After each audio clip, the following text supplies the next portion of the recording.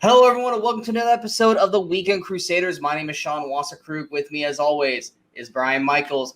As we're going to be talking about 5 more movies that have come out during the weekend of July 30th and August 1st. It is episode 30. Wow. I did not know we were going to get... I had an idea that we were going to get to 30. I mean, we've planned so far, what was it, 52 episodes? Or 50 episodes or something like that, but we're over the hump. We're over the halfway. 150 movies as of this week, yeah. 150 movies and 30 stinkers. But I would say more than 30 because there are some that we watched like those were. But there were some stinkers we watched we didn't hate. So exactly. But this week is not one of those. But we're actually going to start with Brian's pick. This has been an ongoing theme here at the Weekend Crusaders, where Brian picks a weird-ass film that I've never heard of. To be fair, most people haven't heard of this. Like, literally nobody on my Letterboxd has ever seen this movie except for Drew McWeeny. So him and me are the only ones. Yeah, and I think I only had one friend besides you that's maybe seen this. And I was like, I've never heard of this film. And I think all you told me was like 3 things. Or no, you told me 4 things. I'm not going to say the 4th one, though. It was Chevy Chase, Carrie Fisher, Wizard of Oz. And I was like, okay. And you're like, you're either going to love it or you're going to hate it. And I was like, well, let's get into it. And I'm like, F me. Okay, here we go. So this is Brian's pick. So Brian, actually, we're talking about... Go ahead and do information. Yeah, I totally forgot about going over the whole spiel. The movie is 1981's Under the Rainbow. Under the Rainbow came out July 31st, 1981, had a budget of $18 million, had a weekend opening of $2.29 million, could not find any box office information for that weekend, so we couldn't really tell you how it did and against what, but it did have a finished box office of $18.8 million. Brian, this is your weird-ass pick, so why don't you go with Under the Rainbow? So Under the Rainbow is a movie that came out in 1981. It's Chevy Chase is, I believe, a Secret Service agent. He's protecting this Duke or the Count of some country, I don't even know, who there's an assassin trying to kill him. Carrie Fisher is this person who works for a movie studio who receives a special job as the special talent coordinator, which happens to be basically the little person wrangler for the production of Wizard of Oz. And there's 2 or 3 other stories all going on at the same time. Basically, it all takes place in this hotel, which during this is called the Rainbow, and hence the term Under the Rainbow. Double meaning. Get it, folks? But anyway, it's one of those things with like 5 different plots going on, but they all kind of a lot of mistaken identity, a lot of intertwining things. It's a comedy. Even though it's 81, it kind of really has kind of a 70s comedy feel to it, just in terms of the style of comedy and things like that. It's also a movie that we'll get into, I'm sure, not entirely politically correct, if it tried to release it in today's world. We'll get into that a little later. But I mean, this is a movie that it's fun. I enjoyed it. I'm not going to pretend it's the best movie ever made or anything. But, I enjoy the story. I enjoy the kind of the situations that happen.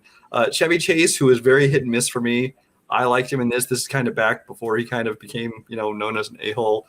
He was still making good movies back then. Carrie Fisher in her prime. This is 1981, so this is right after Empire Strikes Back, before Return of the Jedi. I was madly in love with her at the time. I did not see this movie at the time. Obviously, I was, but I think I was too young to remember this, but I saw it a little while later. Which, of course, leads to the one main scene. Well, let me see the poster art for it. As you can see behind Sean there, and I'm sure he put up the picture before. Oh, yeah. Again, right here. She's in like her, basically her underwear, her lingerie in like one scene of this movie. So, of course, that becomes the poster art and the cover art. That's the whole marketing scheme of this film is like Carrie Fisher underwear. But hey, it works. Just saying. Let me get your initial thoughts first. Go ahead, Sean.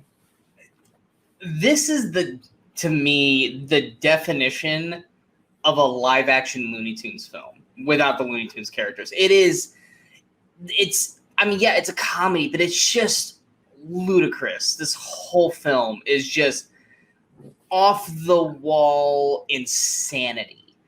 And I mean, for me, The Wizard of Oz, I'm not a huge Wizard of Oz fan by any means. To me, The Wizard of Oz stands for two things. Me trying to find the hanging midget in the background when they do the one scene.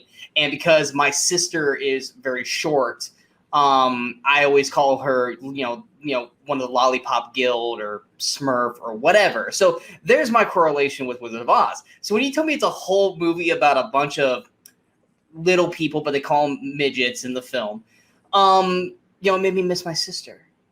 But, yeah, Chevy. I mean, granted, Chevy's kind of a jerk now, but I loved him in Community until he's, turned his back on Community. And, Carrie Fisher, this was in between Empire and Jedi. So for anyone who thought that, Jedi was when she broke out of her shell with the slave costume, no, it was this movie. This movie got her ready for that. It's one of those things where this movie it's so just everywhere. Like, it's all over the place. And the one thing that just made no sense to me, and when you get to the actual end, it's like, okay, I guess it makes more sense now.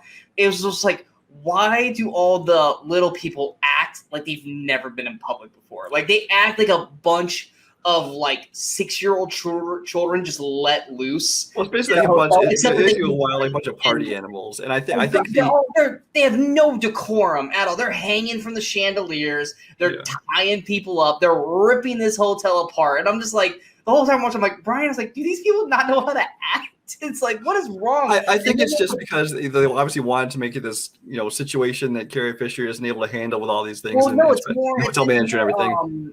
Adam Arkin. Arkin is the hotel manager. The hotel manager. Yeah. And it's like his first big night where he finally gets to run the thing on his own. But I mean, it's one of those things where I think most of the parts when we were going through this movie, like, isn't that the person from this movie? Isn't that the person from this movie? And we're like, yep. So, like, it's got names if you've seen those films, but those are the three big names. You got Arkin, which I don't consider him really a big name, but you know what I mean. And you got Chevy, and you got Carrie. The script, it's not something I really enjoyed.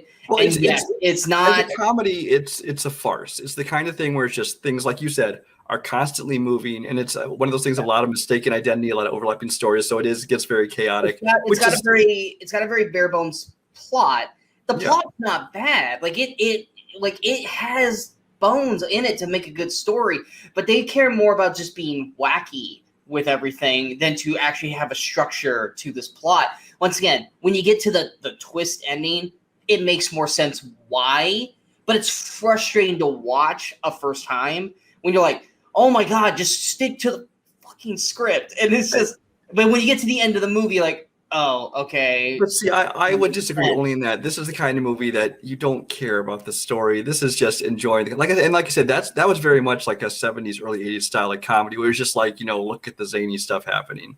There was not a lot of deep script writing, in comedies, unless you're looking for like the more prestigious comedies like Graduate or something like that. Well, it's also one of those things too where, and yes, it is not PC at all. This movie, especially by today's standards, is incredibly offensive to Japanese people, to Black people or African Americans, to midgets or little people, to women. It is offensive to everyone. Like, pretty much. If you're an animal lover, you might not enjoy parts of this either.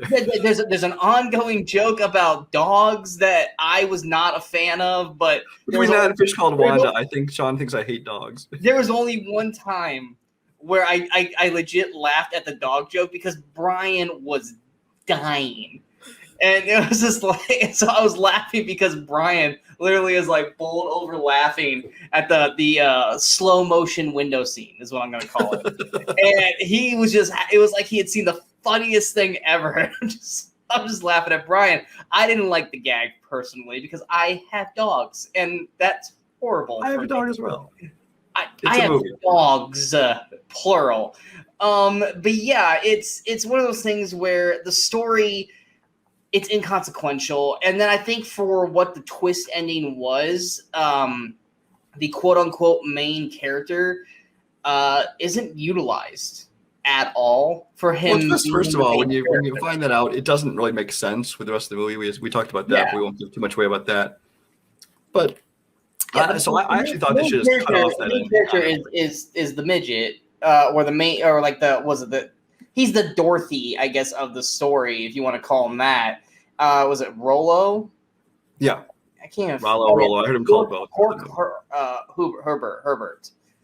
He's the quote unquote like main character, but then he's like not really the main character. He's like a B character, which just is like, okay, so why am I caring about this character? 'Cause he'll disappear for like 40 minutes. Yeah, well, I think really the main characters of the movie, kind of as far as who the first feature of the movie was, obviously going to be Chevy and Carrie Fisher. Yeah. I think beyond that, I think he had as big a role as anyone else, but it's just there's so many characters and so many plot lines going on, you don't focus on him a lot. And of course, then you have Billy Barty, who's like the evil little person, who you might know as he's been in all kinds of stuff, but you recognize his voice first of all. I recognized him right away, and I was like, "Is that?" I'm blanking on the character's name. I'm looking it up real quick. I was like, "Is that Is it Gildor?" Gildor. Yeah, I was like, "Is that Gildor from Masters of the Universe?" And we looked at him like, "Yep." And I was like, "I recognize." I'm sorry, Gwildor. Gwildor. Yeah. Gwildor. I was like, I recognize his voice. Like, I love chicken. Just like shit. He plays a Nazi little person. Yes. Yeah, he plays a little person Nazi, and then Mako. In the river. Yes, the frozen river. Oh, so many not PC racial jokes in this movie. Yes, and Mako's decent in it as well. And so I mean, cast wise, I didn't hate the cast. It's just that it's so just all over the place. But yeah, it's not something I'd ever go back to. You know, it's not something like Adventures of Ford Fairlane, where it's like maybe 5 years down the road I'll watch it again, and like you said, maybe I'll feel different. I don't see myself changing on this one, because I don't. You know, I don't mind that at all. I just think this is a movie that I think is underseen. I think that it's. I mean, the fact that how pretty much nobody has seen this movie, and when it's got, it's got a typical Chevy Chase performance in it and a Carrie Fisher performance. I think they're good and I think they're fun. I think it's worth watching at least once for everybody. I honestly think Carrie Fisher is underutilized in the film, personally. But she looks Carrie, good. What's that? Well, she looks good though. It's Carrie Fisher. Of course, she looks good. Fisher. Yeah, but I mean, it's one of those things where I feel like Carrie and Chevy don't really get to go full. Like the whole rest of the movie's going full blown crazy, and they're kind of having to play the straight people of this. And I feel like Chevy and Carrie almost are kind of shackled to playing these straight characters that they don't get to fully have fun within this film. I feel like they're kind of just the ones that kind of feel left out of the entertainment, which for Chevy, Chevy needs to kind of just let loose, and he doesn't get to really let loose in this film. And I think Carrie, she's got a kind of a dry kind of humor, so I don't know how she would imagine. Well, she was very much kind of the straight woman in this movie. Yeah. Oh yeah, so but it's like they're both those two. Just I feel like they're not in the same movie as everybody else. Whereas like Barty and even Mako, they're in the same movie with everyone else. But I feel like Chevy and her aren't. I mean, even Adam Arkin, he's in the same movie as everyone else. They just both felt like fish out of water in the film for me. Yeah. It's weird. Brian picks weird shit, and then once again, the score is not good. The score again is very 1970s, early 80s comedy. Yeah, it's not Superman 4, The Quest for Peace, or Ravenous, or The Vanishing by any means. But once again, I was just like, what is with you and picking horrible scores? I don't get it. Like, why do you do? Like, I literally feel like Brian has a list of movies that Sean's never seen. He's like, which one has the worst score that I can get away with watching and liking a little bit? I'm gonna pick this one.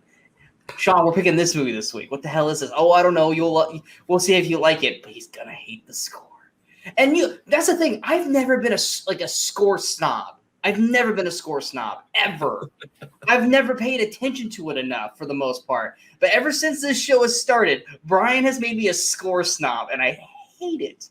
I hate it. You made me hate it. And you're so proud of that.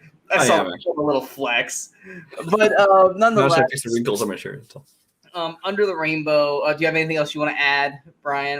No, nothing else. I just think it's the kind of movie everybody should at least check out because I think it's fun. I also want to mention it's from the director Steve Rash, who has directed some of my favorite movies that other people won't love. Son-in-Law, Can't Buy Me Love. He directed I can't remember something else. Buddy Holly Story. Anyway, a bunch of other stuff. But those are the two main ones because I love those two movies. So it's worth checking out. You can rent it. It's not free anywhere right now, but you can rent it for $2.99. You can buy the movie for like $5.99 on like Google and YouTube and Amazon. So just buy it. Just rent it, guys. Just rent it. You don't need it. It's not a movie you need to watch more than once. Moving on to my pick. Like I said at the end of last week's episode, this was not planned. We did not plan to have 3 shark movies in a row. Shark Month. Shark Month. Discovery Channel, eat your heart out. You guys do a week. We do a month, bitches.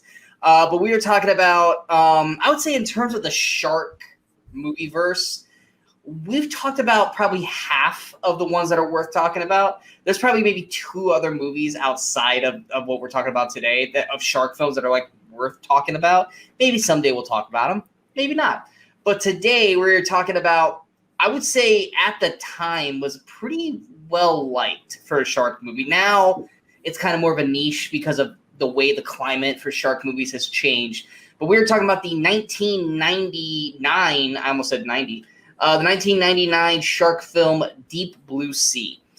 Deep Blue Sea came out July 30th, 1999, had a budget of $60 million, had a weekend opening of $19 million, which was number 3 its opening weekend behind Runaway Bride in its first week and Blair Witch Project in its third week, and had a finished box office of $164.64 million, $73.64 million domestic, and $91 million international.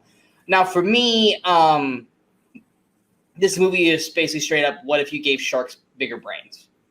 That's the plot of the movie. It's basically like sharks that are velociraptors in Jurassic Park. They can do smart things. Now, granted, they're still sharks, so it's not like they can open doors or with their. Although they do, just because they're smart, somehow they learn how to swim backwards and things that sharks can't do. But yeah, they swim backwards, and then they learn how to jailbreak into the I don't know, what do you want to call the whole big thing they're in? Like it's not a tank. Pen, the underwater pen. Yeah, I don't know. Yeah, the pen thing. Which to me, that's the part of the movie where you go, oh shit, this movie's gonna go there. When they literally take Stellan Skarsgård, right? Oh, yeah. Yeah, it's Stellan.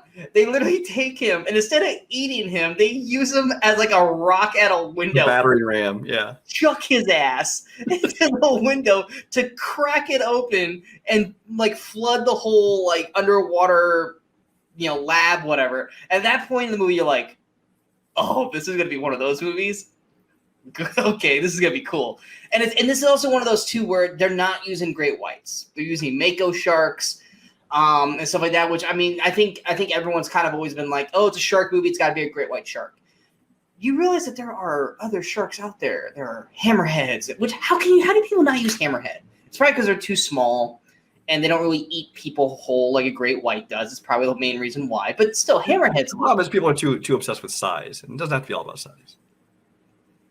You said it. I didn't. But yeah, cast wise. It's got a pretty solid cast. You got Thomas Jane, you got Samuel Jackson, you got Stellan Skarsgård, LL Cool J, you've got oh my god, I'm blanking on it. Michael Rappaport, which some people like, some people don't like. I actually don't mind him.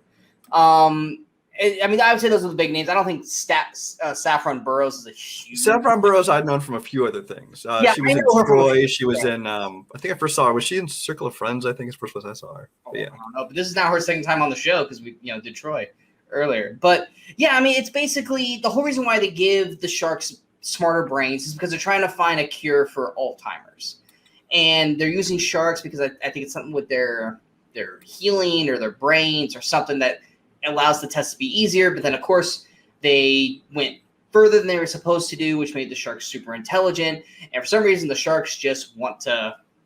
Yeah, they're basically on a ticking clock where they were going to terminate her research. Yeah. So she basically genetically enhanced to make their brains bigger so they could test faster and create more of this enzyme, I think it was. But then, of course, that makes them smarter.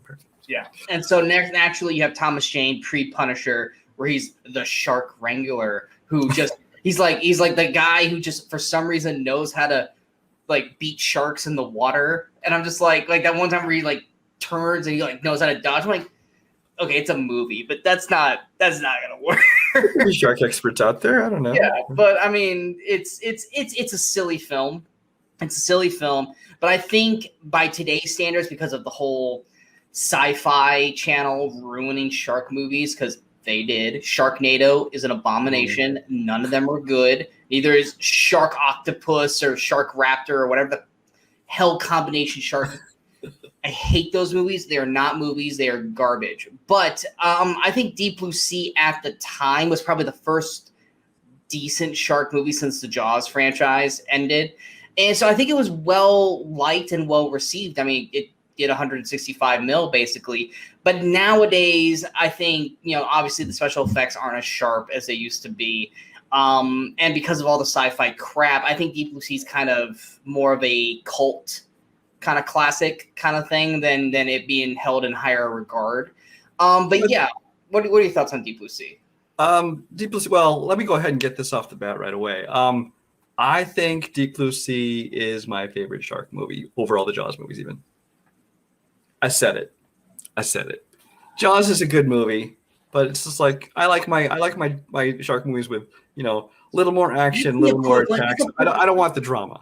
That is the equivalent of me saying that The Mummy is better than Raiders. You realize that is the same equivalent. I wouldn't put it past you, Shai. Or that's me saying Crystal Skull. No, I like Jaws. I like Jaws a lot. I think it's a great made movie, and I enjoy it.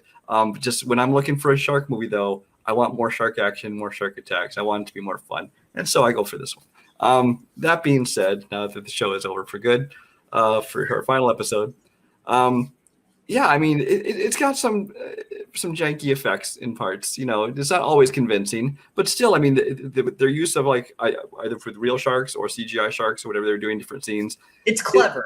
For the most part, it's done very well. There's a few scenes where you're like, okay, that looks really fake, but it was that or go back to mechanical sharks, which in the modern day film people would just laugh at if you tried to use that too much.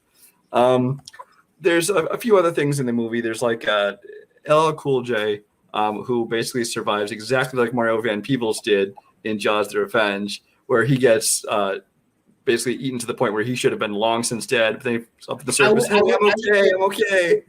It's more believable in this because the shark is not a great white.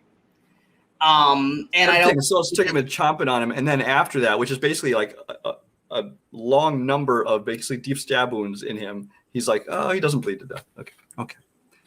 But I can look past that. Cool J, The other thing in this movie, there's one scene where they basically find an excuse to get Saffron Burrow standing around in her underwear, which I get the scene, but it's like I'm not complaining, but it was clearly like, hey, let's get somebody in her underwear here. There's no other reason for that scene to happen. We need a sexy scene.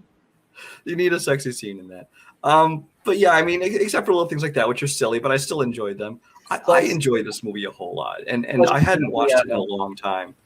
This is actually the third Rennie Harlan movie on our show, by the way. Also, this.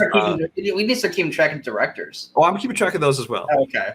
But there's this Cliffhanger and the aforementioned Adventures of Ford Fairlane for all Rennie Harlan, which he had a great. This is the same year, I believe. Did we determine?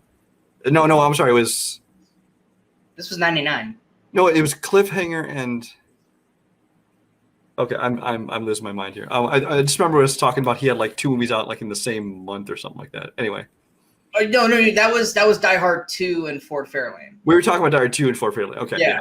So, yeah. That was like I just remember us having this conversation. I forgot it wasn't one of our movies. We were just talking about him as a director. Yeah. It was no, it's because we were when I was doing the box office stuff, Die Hard 2 and Ford Fairlane were on the same week. Yeah, but Rennie Harlan's a weird director because he's done. I mean, obviously, I like Die Hard, Deep Blue Sea. I love. He's done a couple other movies I really liked. Obviously, Ford Fairlane, but then he's made a lot of crap too. So he's a very hit and miss director. But that's 3 times on our show for him.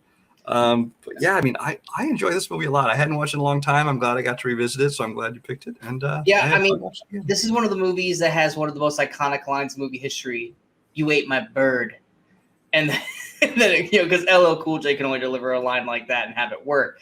But This also is very well known for having one of the most iconic deaths in movie history. We were not. We almost forgot about this, and that would have been criminal. The Samuel Jackson death scene. I don't think anyone. Spoilers. Yes, anyone who's watched anything about death scenes, this is popped up. Well, because there's one thing Samuel Jackson does great is these big, speech scenes, and he gives one of his speeches, and it doesn't end well for him. Exactly. Ever since like Time to Kill, it's like in Pulp Fiction and all that. Like he always has to have this soapbox moment where he's like, "We're gonna kick up this cage. We're gonna keep fighting." And then the last thing you think, especially if you've never seen the movie before, you think if anyone's gonna survive, it's gonna be probably Thomas Jane or Samuel Jackson. And when the shark just straight up leaps out and just chomps the shit out of Samuel Jackson and kills him, you're just like, holy crap. I remember seeing it in theaters for the first time, and when that happened, the whole audience was like, holy shit. Because he's the star of the movie, Oh yeah, he's the star, and he's the name. Because Thomas Jane wasn't a big name yet. He was one of those guys who's recognizable, but was not a star. Exactly. Samuel Jackson was the biggest star in this movie. I just remember, like you said, everyone went, what? And then as soon as he gets pulled like this under the water, then it was clapping and laughing because it's so ridiculously awful. It's like the shark comes up and gets him, and you think, okay, how is he going to survive this? And then I think you see him get ripped in half. You're like, oh, not that evident. Well, no, when he first gets pulled in the water, you just see the whole little water hole thing turn red, and then they're like, oh wait, if you think he was alive, here's the two sharks ripping him in two. It's like, let me just stomp on your hopes there just for a moment. This is no Mario Van Peebles and Jaws for the Revenge. He did. He pulled up later like Darth Maul. I'm still alive, motherfucker. But I mean, the one thing that I didn't notice in this movie until I watched it is that Thomas Jane is always sliding or falling, which I've always been around guys like that at a younger age. I'm just like, dude, just stop. You're not cool. Get up like everybody else. Because every time they run around a hallway, he's always rolling or sliding while everyone else is running by. He's like Jack Black trying to act like a spy. It's like, dude, it's a wet. Give him a break. It's just he's always slipping, sliding. No one else is doing that. And it's like, dude, you're supposed to be like the good one in water, and you're acting like, oh my god, it's so slippery. But no, I like the unique ways they use the shark in this, or sharks, because there's three of them. I mean, we've never seen a shark attack a kitchen before. I thought that was well done. Even the shark that was trying to attack Saffron in her, tighty whities, because I mean, everything about this movie, it's fun. It's fun. You get all the boring kind of science stuff done out of the way first, and then as soon as that shark goes for Stellan Skarsgård's arm, all bets are off. And like I said, once that shark uses him like a javelin into the window, still one of the top best shark moments I think in any film is watching them go like, what is that?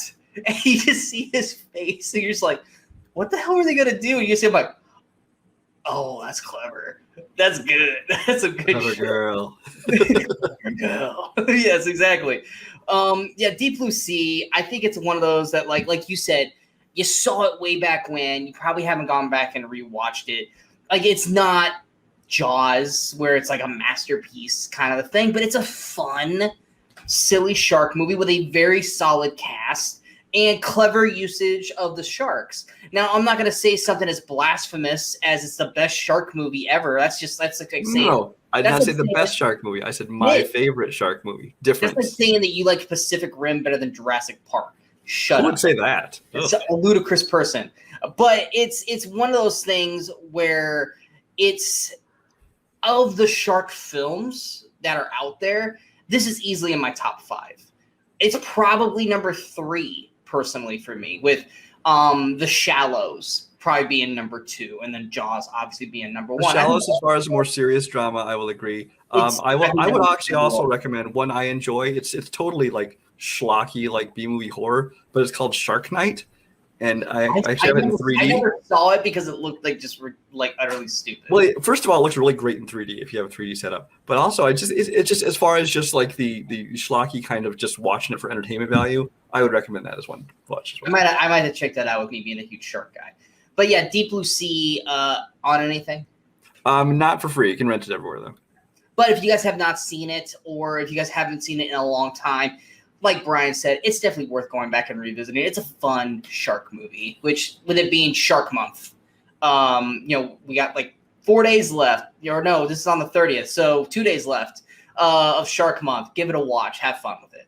But now we're going to our revisited film. Now, I get that we're not supposed to talk about movies with this guy in it anymore, blah, blah, blah. But you know what? Brian and I don't care because we're looking at the movie.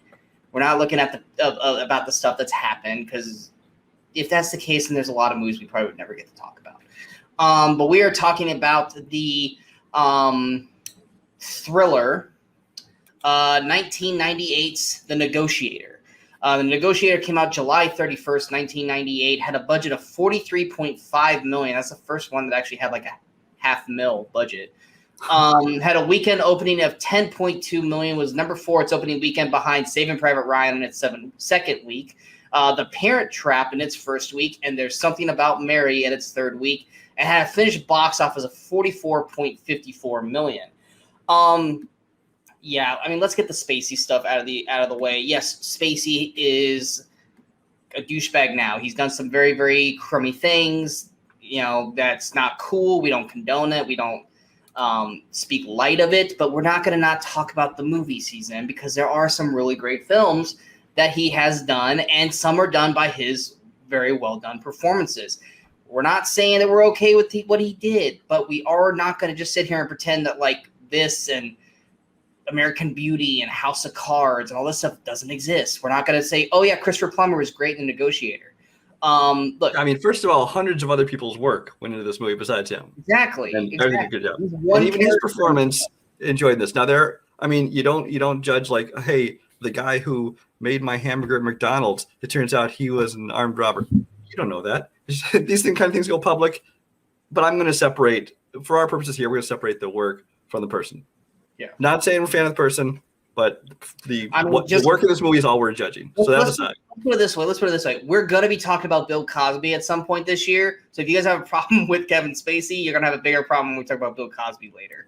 But we're talking about The Negotiator. I love this movie. I've always been real high on this film. I've enjoyed this film. And this is one of those movies that whenever it's on like TNT or whatever channel it's on, I always just stop and watch it. I think I've watched parts of this film all the way through probably at least 20 times. I really like the performances. Samuel L. Jackson in these kinds of roles, whether it be like this or A Time to Kill or other ones where he's constantly, he's the, I don't want to call him necessarily the underdog, but the guy who's fighting for his life in some form or fashion. I think this is kind of like his wheelhouse. He doesn't do it anymore because now he's like larger than life and kind of wants to do like funny, badass, kind of characters. He doesn't do like the vulnerable kind of characters, which he is a badass in this movie, especially at his job. But this is also one of those movies where I think this is one of the ones where Brian and I really like doing this. It's kind of playing like scavenger hunt. Spot the actor in the film that's not big here that you really, really like. Like, oh, there's David Morris again. There's Abraham from The Walking Dead. Was it Michael? Dang it, what's his name? Michael. Cutlets. Yeah, Michael Cutlets. There's Dean Morris from Breaking Bad. I didn't even realize he was acting at that point. Brian said last week, Paul Giamatti. There's Paul Giamatti in one of his very first roles. John Spencer's Leo from The West Wing. Exactly. There's so many people that just are in this that you're just like, oh, I like that guy. I like that guy. I like that guy. And then, of course, you've got the main cast, or, which is, Spacey and Samuel Jackson. It's, like I say, it's a good film. It's a really good film. Brian, continue. I've talked too long. Yeah, no, this is a movie. First of all, I forgot it was directed by F. Gary Gray. I don't know why I didn't even remember he did that one. He's done a lot of movies. So, we talked about The Italian Job already. Of course, he did one of the Fast and Furious movies, all kinds of stuff. But yeah, and I also give it points for being a good Chicago-based movie. I always like that because I enjoy watching the movies and being like, hey, I recognize that. I've been on that bridge. I've been in that building. Such a I don't know. I just enjoy that. But yeah, this is a movie when it came out, this is kind of the era where I kind of finally moved from just watching just entertainment movies into like I'd watch more serious movies as well. And so this movie, like when I was a kid, teenager, you might not go see this movie. But at this point, I'm like, I will go see this because not only did the trailer look good, but also just these two actors I know were really good. I mean, they're both coming off of Time to Kill. But like especially Kevin Spacey, he's kind of broke through with Usual Suspects and Seven, and he just done LA Confidential before this. Samuel L. Jackson, of course, is on his run after Jurassic Park and Pulp Fiction and all that. So I was a big fan of both these guys. Went and saw it and was not disappointed. I mean, while it is a more serious adult drama, it's not just action explosions kind of thing. But that's what I loved about it. It was while there were action scenes in the movie, a lot of it was, a lot of the interaction between players and trying to outplay each other mentally and things like that. And I kind of like that kind of a cat and mouse kind of game. And then I also enjoy when they have you have like a good cast of like character actors. In this case, Paul Giamatti being one of the main ones we didn't know at the time. But this is the first place I think you and I both said that this was the Saving Private Ryan first. But this is the first time we like really noticed him. Yeah, this was the first movie I ever noticed Paul Giamatti in, and Kevin Spacey, because at the time, at my age, I had not seen Seven, and you said he was in A Time to Kill? Yeah, Spacey he was the opposing lawyer in Time to Kill. Oh shit, he is. I just didn't. I clearly I'd seen that prior, but I never. Well, he's one of those actually you probably had seen in a bunch of stuff, but never. Really I've never seen him focal points. Like to me, this was my first initial I know who this guy is now. Kind of thing, and same thing with Giamatti. So yeah, these to me, even though clearly because of Time to Kill, I've seen him before. This was the first movie where I actually took notice of Kevin Spacey. Yeah. So, but this movie I really liked. It kind of kept you riveted from beginning to end. There's nothing in it that jumps out as me being particularly unbelievable either. It seems kind of a grounded movie, even though it was kind of an action blockbuster to it. And really, while there are some things kept it telegraphed, towards, the ending's not a complete surprise, but it's like you still enjoy it right up to the end. I think it does a solid job of leaving out who the main bad guy is. I think it does a good job of hiding that up to the very end. But I mean, I liked, like you said, I the character actors of everyone in this. I liked the initial start where we see how Samuel L. Jackson is as a negotiator. I thought that whole scene was done really well. I loved the introduction to Kevin Spacey where he can't negotiate his wife and daughter out of an argument, which I thought was funny because, he clearly is siding with the daughter. He's trying to keep a straight face. Like, you're calling your mother wide. Get off the phone. Hang that phone up right now. I'm very mad at you. No, really, hang it up. and then the initial, I'm blanking on the actor, but Farley, where he's like, "Did you just say no, Farley? You never say no." It's just like, those are some of the funniest moments of the movie. It's just like, okay, I am in control. I'm gonna fuck with the actual negotiator right now until Sabian comes in. But yeah, the cat and mouse, the layers that are being built up with everything going on. I think it keeps you on the edge of your seat from the moment the main movie starts all the way to the end, to that final moment of the film when everything gets revealed. I think it does a really good job of that. Do I think the FBI agents would have stayed quiet for that long? No, yeah. They probably would have cut it about halfway through. But I enjoyed this film quite a bit. Like I said, Paul Giamatti is great in it. He's got some great lines in this movie. And then, once Samuel Jackson kind of gets into his one mode, it's no longer funny for him. He's in serious mode, but he does that so well. He flips that switch.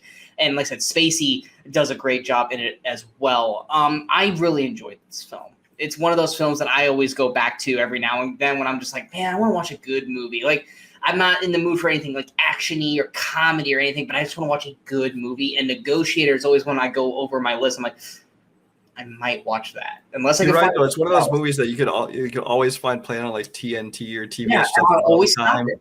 I mean, nowadays, not a lot of people just flip channels on regular cable, Well, but that and it's worth checking out. TNT is usually now like MCU, Lord of the Rings, Star Wars, Yeah. and so it's usually one of those because let's face it, that's like 40 films right there. But yeah, like it used to always be on TV, and whenever it was, I would just stop, and I would just say, all right, where are we at in this film? Okay, cool. I got like 45 minutes left. I'm gonna watch this. It's our theme for this week, except for one movie at the end. Well, not at the end. Actually, our next one. Our theme for this week is going to be: if you haven't seen this, check them out. I think this is all except for Under the Rainbow. I think 3 of these films, like Deep Blue, this, and then our feature, are all movies that if we were flipping through the channels and it was on, we would stop and watch it. Yeah. These aren't necessarily movies that you have to see from beginning to end, but they are movies that you could just pick up in the middle or whatever, and you can sit there and enjoy. I agree. But yeah, Negotiator, is it on anything? Not unless you have Stars, otherwise you got to rent it. Yep, I think I have. I was gonna rent it. I was like, Sean, you have it on DVD. Just watch DVD quality. It's so far to walk over there and put the disc in the machine. Well, it's like my movies are all downstairs. So I have to go downstairs to get it. You lazy bastard. Anyway, but we're moving on to our stinker film. Man, we need to give this guy a break. This guy. And this is not even the last movie we're going to talk to him about this year. He's going to be brought up again. This is also the second film we've talked about in this franchise. The stinker is, granted, we like the first one. I like the second one. I don't think you like the second one. I'm not a fan of the second one, but then again, I barely remember the second one, to be honest with you. Granted, but except for the bad Scorpion King guy. But we both hate the third one. We're talking about The Mummy, Tomb of the Dragon Emperor. Mummy, Tomb of the Dragon Emperor came out August 1st, 2008. Had a budget of $145 million. Had a weekend opening of $40.45 million. It was number 2 its opening weekend behind The Dark Knight in its third week. And had a finished box office of $403.44 million. $102.49 million domestic and $300.95 million international. Yeah, I have watched the first Mummy and the second Mummy at least 10 times each. Granted, the second one is because I worked at the movie theater, so naturally I saw this Mummy Returns just like on repeat while at work. But I have not seen this movie since I saw it in theaters. That is how much I loathed this film. I mean, this movie had, I think, everything going against it. Granted, it has Jet Li, which I was like, okay, that makes me want to check it out because Jet Li's in it. But then they did the one thing that, frankly, for me, if you couldn't get this person in the movie, then there's no point to do this franchise. And that was replacing Rachel Weisz with Mary Bello. If you couldn't get Brendan Fraser, John Hannah, and Rachel Weisz, all 3 back, you don't make the fucking film. You don't. No, I get it. It's money and all this kind of crap. But if you can't get those 3 together, you don't make the movie. Well, that's the worst part about it is that Rachel Weisz, wasn't sure she wanted to do it. I know she had apparently had a baby in real life, and then there was money issues, things like that. But apparently she was still willing to come back if they could work it out. But then they make a plot decision, which we'll get into. Yeah, we'll definitely get into this. We'll get into that, which basically made her say, if this is how it's going to be, I don't want to do the movie. And they chose this dumb plot point over bringing her back, and I don't get that at all. Now, I don't mind Maria Bello. I like Maria Bello as an actress. I think she's been good in other things. She's actually even fine here, but she's not Rachel Weisz. She's not I'm blanking out. I just blanked on the name. Evelyn. She's not Evie. Not Evie. But so yeah, it's like if your choice was let's change that plot or let's not have her, I think they made obviously the wrong decision. Which that main plot was that they took the son Alex, who was 8 years old in the second film, and they made him 21 in this movie. Granted, it's only been 7 years between these films. and Brendan Fraser and Rachel Weisz, or in this case Mary Bello, the ages don't match. We did the math, because if we had to go off based off The Mummy. Let's say whatever. If at the end of The Mummy, Rick immediately knocks up Evie, then that means Mummy Returns is 9 years later from the first film, which then once again makes it 13 years after Mummy Returns, which would make Rick in his 50s and Evie, let's give a five-year buffer. Basically, we're saying they're both roughly 50 years old. Yeah. And I could only wish that I still looked that good at 50. I'm closing on 50 and I already look worse than he did. I'm sorry. It doesn't. Well, I would say Brendan Fraser looks pretty good in this. He gets one shirt off scene where he's like, you can tell he's still ripped. Sucking in his gut too a little bit. But yeah, he looks good. He definitely doesn't look 50. But yeah, Rachel Weisz, her whole thing was like, and her agent was like, went back to them and said, she is not going to play someone who has a 21-year-old son. It's just like, that's not going to happen, because based on the movie, based on the chronology, there's no way it's going to happen. She's not aged that much. And that was basically the deal breaker. She's like, I don't want to do it. So rather than saying, oh, you know what, we'll keep the son young, or we just won't have the son plot line, they said, we don't need one of the two main stars of the movie. They didn't even necessarily need to make him that young, make him 16.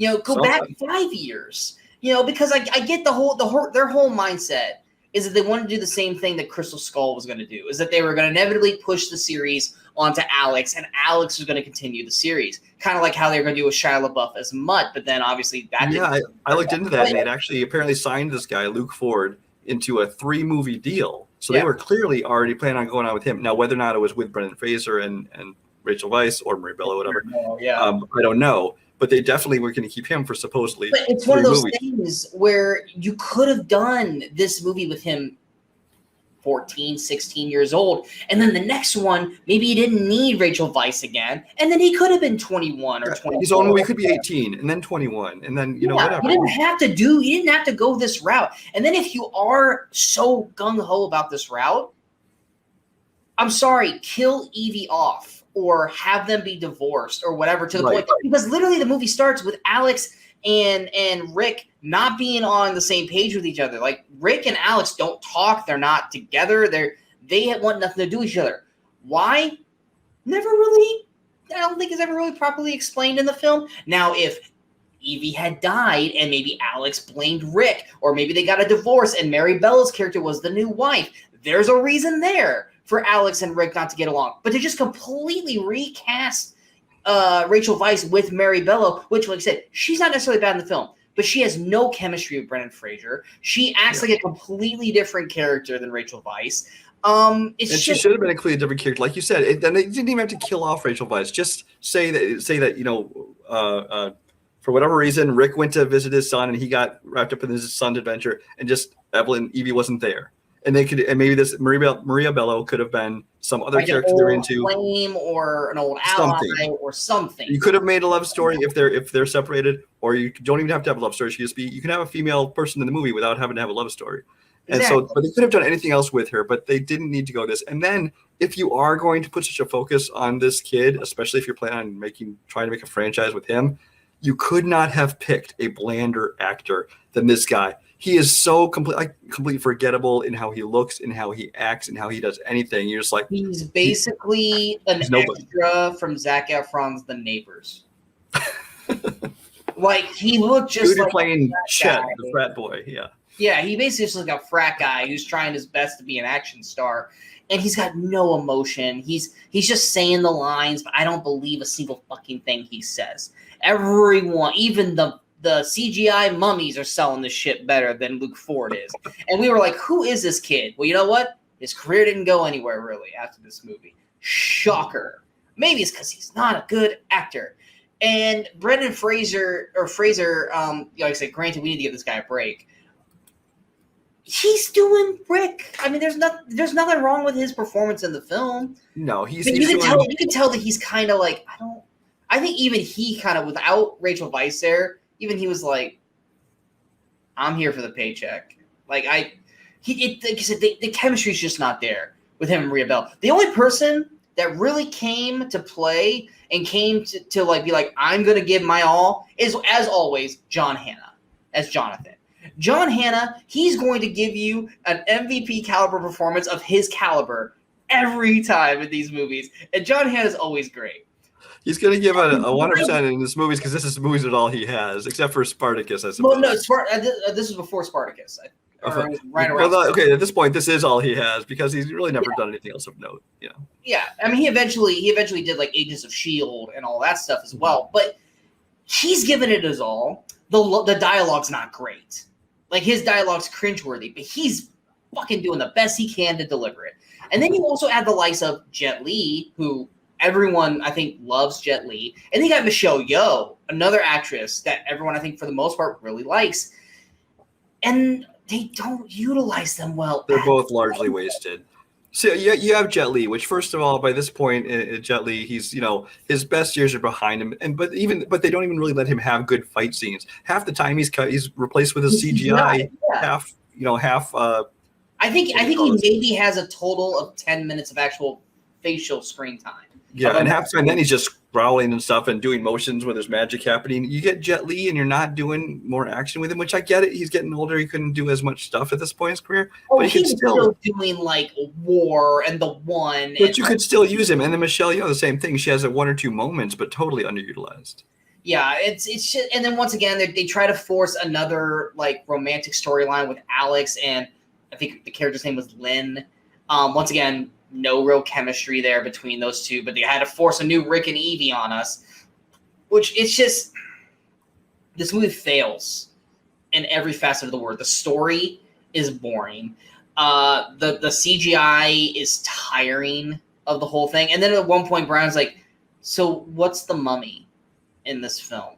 And I'm like, Jet Li's the mummy. He goes, not really. He's not really mummified or anything. He's a guy who was cursed and became the Stone Soldier, but he's not. Yeah, and I was like, well, it's the Mummy franchise, and I think Brian and I both nailed it on the head. If they really wanted this franchise to work and to have long legs, and for this to have been successful, and we would have had a different Brendan Fraser than we have now, is you shouldn't have done a Mummy series, or you could have done the first two, but you should have branched it out to Rick O'Connell versus the Universal Monsters. Rick O'Connell against the Wolfman. Rick O'Connell against the Creature of the Black Lagoon. Rick O'Connell against the Invisible Man. Rick O'Connell against Dracula instead of doing Van Helsing.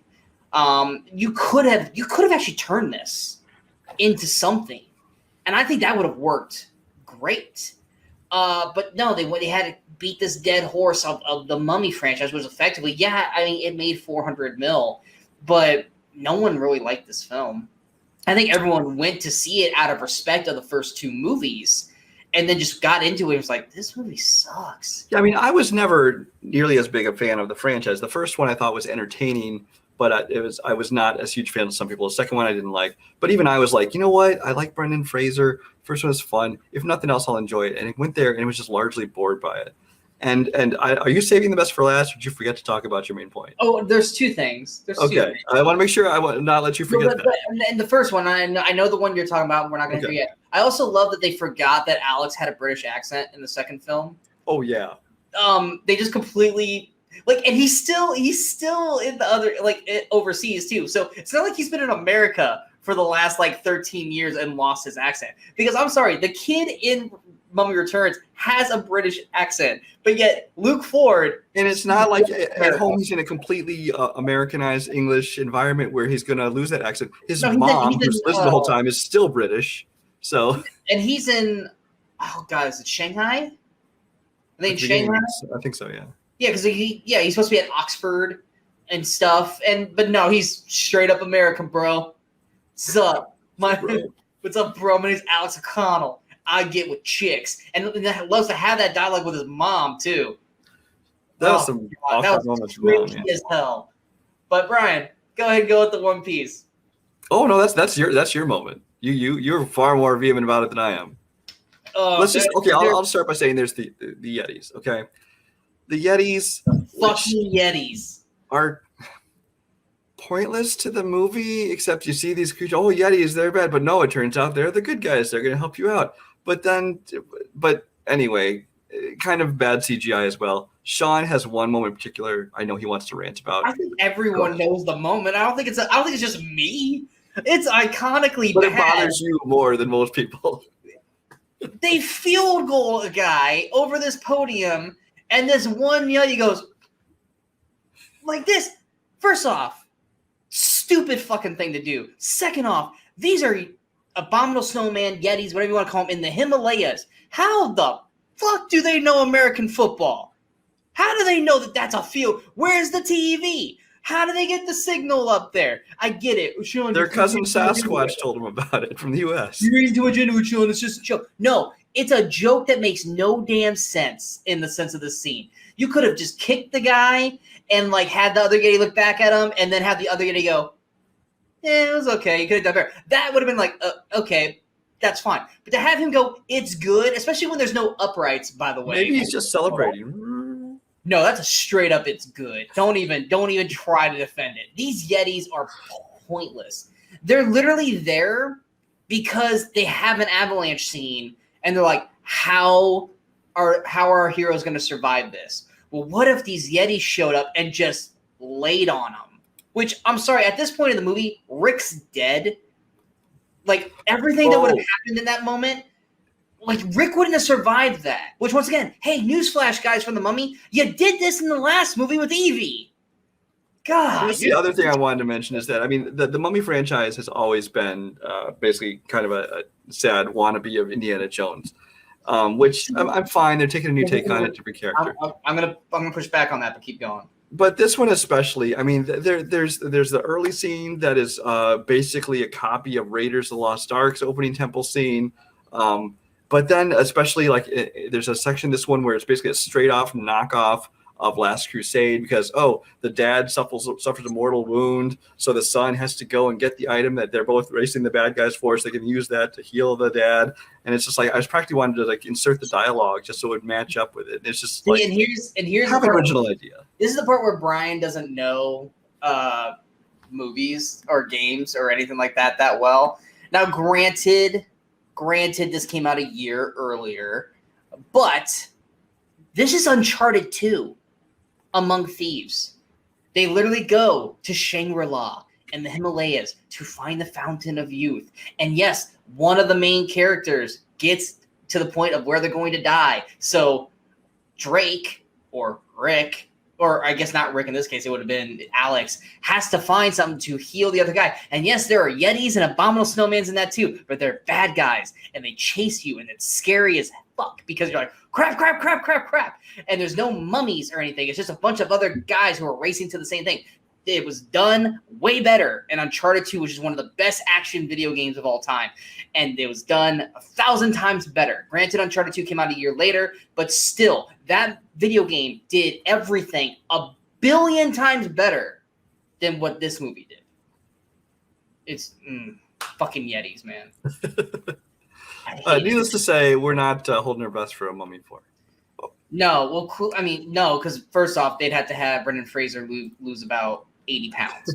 Yeah, Brendan Fraser's had a rough life since then. And I'm going to say this right now. That's not enough on his weight. That's just if they're going to have him come back, he will have to lose the weight. Yeah. And that's he's like, and I say this every time we bring him up. He's fantastic on Doom Patrol, but that's not him in the robot suit. He's just doing the voice.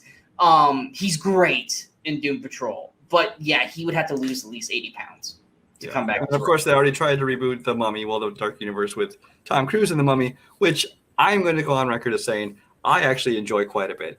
It's not a perfect movie. I think it's a lot of fun. Tom Cruise is definitely too old for the role he's trying to play. Clearly, they should have cast a younger person in that movie. But I would recommend the first Mummy, sure, then just skip to the new Mummy because 2 is and 3 is just bad. The second one. I enjoy the second one. You just remember the bad CGI of the Scorpion King. You don't remember anything else in the other film. I think the rest of the movie is actually pretty decent. I remember the rest of it pretty well. Anyway, you can watch it. Anyway, you can watch this one on Peacock with ads, or if you have Peacock Premium without ads. But you can watch it there. Going to our feature film. This is once again one of those movies that we went to this week, and we started looking through everything. And Brian and I both go, "Okay, I got my pick for feature. All right, 1, 2, 3, go." And we both said the same thing at the same time. We're like, this is why we do the show together. And we're talking about a comedy that probably has not been mentioned by a lot of people, especially over the last 20 plus years. because obviously this guy has gone on to do other comedies that are more noticeable. But I think this is the one that really kind of showcased that he was ready to do film. And it was weird talking about the Mike Myers comedy, So I Married an Axe Murderer. So I Married an Axe Murderer came out July 30th, 1993, had a budget of $20 million and had a weekend opening of $3.46 million, was number 12, its opening weekend, and had a finished box office of $11.58 million. Yeah, I personally hadn't seen this movie probably since the 90s, but I remember this film. I remember liking this film. Watching this film now, though, kind of weird, and we'll get into it. But I think the first thing that I remember when Brian goes, "What do you remember of So I Married an Axe Murderer?" I go, "Whoa, man! Whoa, man!" It's like that's the first thing I remember from this film, and it's basically the film. It's they're in Seattle. Are they in Seattle? Yeah. They're in Seattle, and Mike Myers. First off, what the fuck is his job in this movie? I don't think he has a job. You never see him at his job. He never brings up a job. Like he literally just goes and works at the butcher place. He goes to her job. He visits his brother, his friend at his job. He doesn't work. I don't know what his job is in this film, but basically, and we never see his own place. I think he's homeless.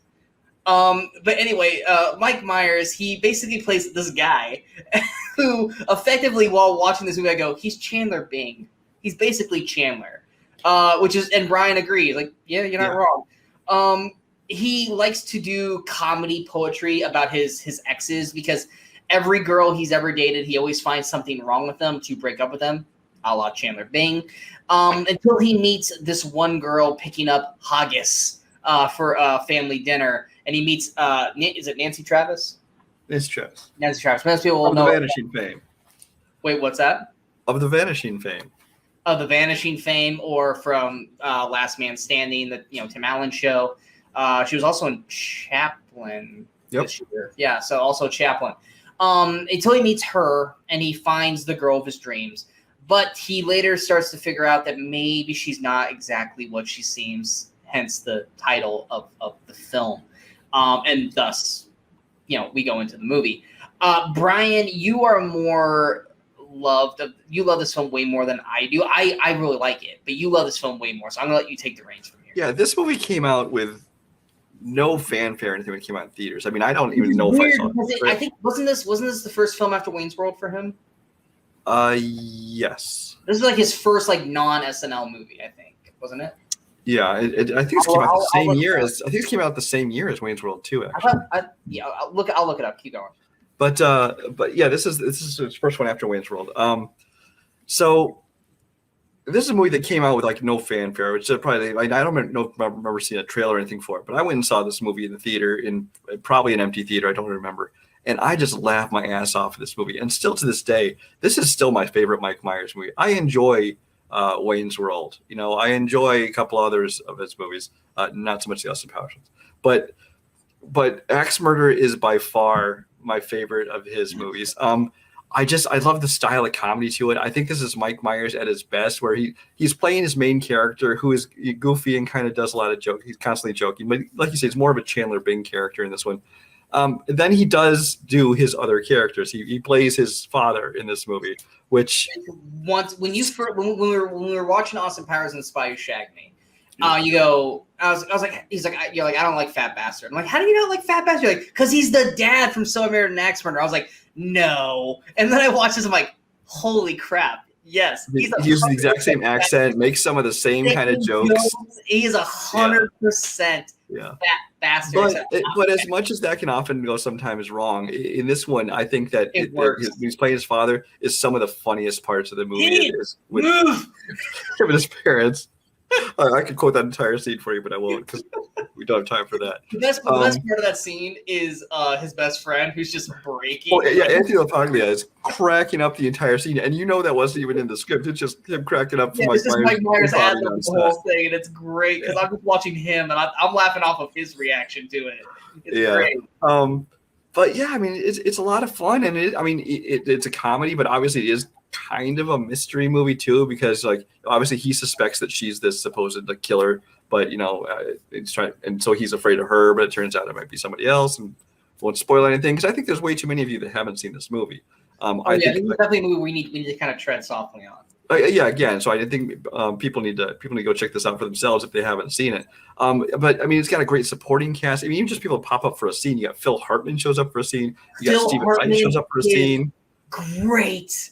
Debbie Mazar is great. Charles Grodin shows up for a scene. Amanda Plummer plays her roommate. She's a lot of. I mean, she's typical Amanda Plummer. Amanda Plummer's always a little out there, and this one fits her perfectly on that.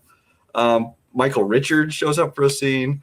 So it's the kind of movie that's got a lot of great people in it. It's directed by Tommy Schlamme, who is most known for being like one of the main directors of West Wing. So it's kind of weird because he's known more for that, and I think he did Sports Night too. He does a lot of Aaron Sorkin stuff. But yeah, so as this is I think one of the very few movies, if not the only movie he directed. So it's kind of different for him, but. Yeah, I don't really have a whole lot more to say about it, just because you really should see this yourself. I can sit here and quote the entire movie for you, but that would just ruin all the jokes. This is one of those movies that like I haven't watched it in over 20 years. Really? I remember every song that gets played. Like, first off, they must have had the rights to There She Goes. There's 3 different versions of that song. In this movie. Not only do they replay the song, there's 3 different versions of the same song. Yes, but like the first time we see his dad, I was just like, Saturday night, HATURT. This is like, and I'm like, how does my brain remember that? And then when he's singing at the wedding. Yes, the wedding. There's if you want my body and you think I'm sexy. It's just there's like I said, the supporting cast is great. And to answer your question, Wayne's World 2 and So I Married an Axe Murderer did come out in the same year. Axe Murderer came out before Wayne's World 2, and shockingly, I didn't know this. Mike Myers didn't do anything after Wayne's World 2 till Austin Powers. Like he took 4 years off, unless he might have been doing like SNL or something like that. But anyway, but yeah, his best friend Anthony LaPaglia as Tony, I loved his character. I thought his character was great. Alan Arkin as Tony. Oh, I forgot about Alan. How did I forget about Alan? Alan Arkin killed me in this movie, and it's not even that he's doing that much. It's just for some reason like what he's doing just hits it perfectly. There's a small cameo by Charles Grodin, like you said, that I thought worked great. Phil Hartman as Ranger. I'm gonna get Ranger John Johnson, but everyone calls me Vicky. It's so good. It's so good. But Nancy Travis is fantastic in this film. I mean, she's adorable in the film. She's crazy in the film as well, but like in the best way. I loved her in this film. If anything, the weakest part of the movie is Mike, but he's still really good in it. I don't know if I'd go that far because I really enjoy Mike in this one. Mike can be a little much. I really enjoy Mike in this film as well, but everyone around him just gels so well with him that they all get elevated.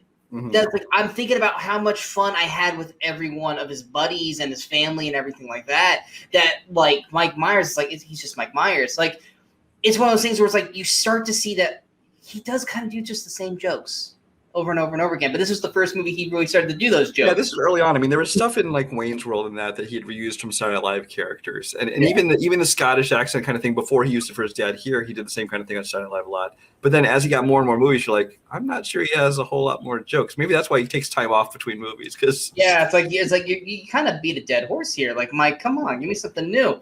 Which I mean, because like Shrek is basically Fat Bastard G-rated. And without being just as grotesque. And it's, he kind of has the same 3 characters. Like, that's why I think it's like, it probably just took him 4 years to figure out Austin Powers and have that down. And like Goldmember and Dr. Evil and everything. But the movie as a whole, like I said, we're not going to give away anything. At least I don't think we've given away anything yet. This movie's fun. It's fun. And if you want to see young Mike Myers, where you like to me where he's really sinking his teeth into his first real role, because Wayne's World, he's doing SNL stuff. I mean, yes, he's got a movie script, but it's SNL. This is the first movie that really was his. in a sense. And I think the movie from oh god, wasn't it the pilot? Stephen Wright. Yes, he had great moments in the film as well. But the movie as a whole, I think, works really well. It's a charming, funny comedy, especially for 1993 standards. Yeah, Brian and I both enjoy this movie quite a bit. I'm surprised it's taken me over 20 years to rewatch this movie. But I'm just the opposite. I watch this movie probably at least every 2 years, if not almost every year, because this for me is one of those movies that I can pop in, and even if I don't watch the whole movie, if I just watch a scene or two, because I can quote the entire thing beginning to end and just ride along with it. I remember every time I ever caught this on TV, it was always at the first dinner with the dad. Oh, he going to cry in his wee little pillow tonight. It is huge pillow. His huge pillow. It's just like that. I always show up at that scene. That or the very, very end. But yeah, it's a fun film. If you're a fan of Mike Myers, or if you want a 1990s or 90s rom-com with some good comedy to it, definitely check out So I Married an Axe Murderer. I don't believe it's on anything, is it? No. Again, if you have Stars, you can watch it. Otherwise, you got to rent it. I feel like there's something that we wanted to talk about that we're forgetting, but we're not going to sit here trying to think about it. But anyway, that's our episode, guys. We hope you enjoyed this episode. If you guys did, go ahead and hit that like, share, and subscribe button to the channel so you guys stay up to date with all the latest videos that pop up on the Movie Crusaders. And of course, don't forget to follow us on all the social media outlets below. Coming up next, yes, I did not get reviews out for Snake Eyes or Old, but Brian saw Old. Brian, how was Old? Old was all right. You know, I'm not always an M. Night Shyamalan fan, and I'm not going to say I love this one, but I thought it was decent. It kind of creates a good atmosphere in that. The ending, but it's worth seeing. It's worth it. It's at least worth seeing. Snake Eyes, I'm just kind of like, I'll see it when I see it. I'm not really gung-ho to go see it right away kind of thing. And you have not seen Snake Eyes yet, right? I have not seen that one yet. I will say, because I don't think you can do a review for this, although it's gotten bad reviews, I don't know why, I really enjoyed Jolt on Amazon Prime. Go watch Jolt. And I'm not going to do a review of this, but I saw Nicolas Cage's Pig, one of the best films of the year. I was shocked. I was surprised. I'm just not going to do a review because I just don't think it's a review that you guys want to see, really. But it is one of Nick Cage's best performances. It's a slow burn. And if you guys are expecting a John Wick with a pig, you will be disappointed. But that don't deter that from you guys from not seeing the film. It is a great film, one of the year's best so far. But coming up this week, we've got Jungle Cruise. I'm actually really excited to see that. I really want to see that film. I wasn't excited for it like 6 months ago, but now as it's getting closer, I'm actually like really excited to watch that film. But Brian and I will be back next week with 5 new movies. One of them is probably the reason why Brian has not seen Snake Eyes yet. Tip to you guys right there for that. Another one is a superhero comedy that probably should not have worked, but it kind of does. Another one is an 80s comedy that Brian and I both enjoy. Another one is a comedy that is one of my favorite comedies ever that Brian does not like. And then another one is a film that Brian says he's watched so many times that he can recite the entire film. So that's what we're going to do next week, is that, Brian's going to recite the entire film instead of us talking about it. I personally have not seen the film. So it's a lot of fun. And I will say next week, another one of these movies features another shark. Oh, you're right. I need to rewatch movies, apparently. We've hit 4 in a row unintentionally. But yes, we are the Weekend Crusaders. I'm Sean Wasserkrug. That's Brian Michaels. And until next time, in case we don't see you, good morning, good afternoon, and good night, Movie Crusaders. You're still here? It's over. Go home.